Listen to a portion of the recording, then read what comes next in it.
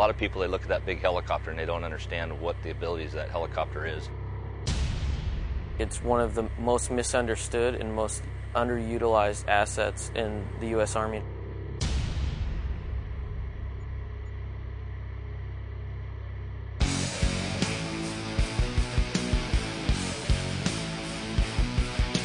I've never been as busy as I am actually with the National Guard. We support the active duty, we support the Coast Guard, we support the Air Force pararescuemen, and keeping the forces trained. As a pilot, you need to have a very high confidence level in your abilities in both the aircraft and crew that you're flying with, and I think the CH-47 allows that. All the different types of missions that we can support, you can just change up the configuration of the helicopter so quick for any type of mission. You know, they call over the radio, say, hey, we need you to do this.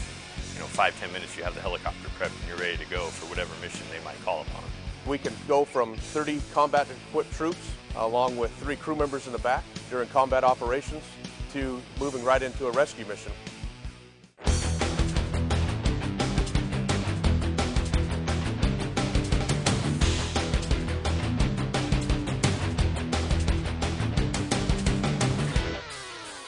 Where the Chinook succeeds in is power available. It takes us about 50% to 60% to hover at the higher altitudes and gives us an available power of 20 to 40%. So there's a large safety margin with the Chinook at the higher altitudes.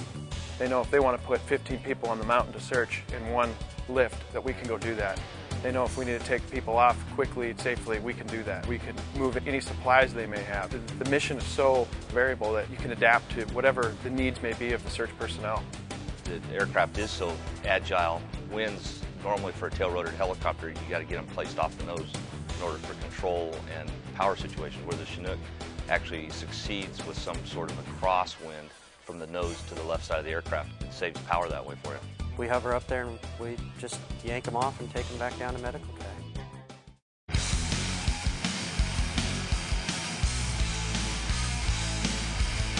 The Air Force, basically with base realignments and closures and whatnot, they had lost a lot of their aviation assets, and so they contacted us to ask us if we could provide support.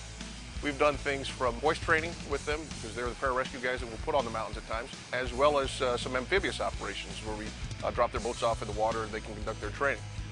Most of them say that they're wondering why they haven't utilized it earlier, or they want to do more. I think one of the things that the pararescuemen like so much about the aircraft is the ability to hoist 9 climbers to the top of Mount Hood with their bags and hoist them back off.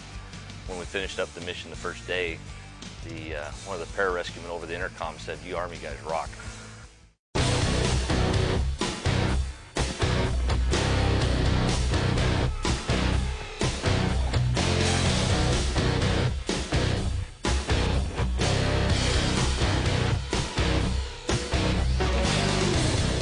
When you show up, everybody seems to be really pleased. They're happy. They know our capabilities. The aircraft has proven its reliability, its combat effectiveness and capabilities, not only in the United States but throughout the world. A lot of militaries are purchasing the 47 because we've proven that the 47 is highly capable, but we've shown it worldwide in all environmental conditions.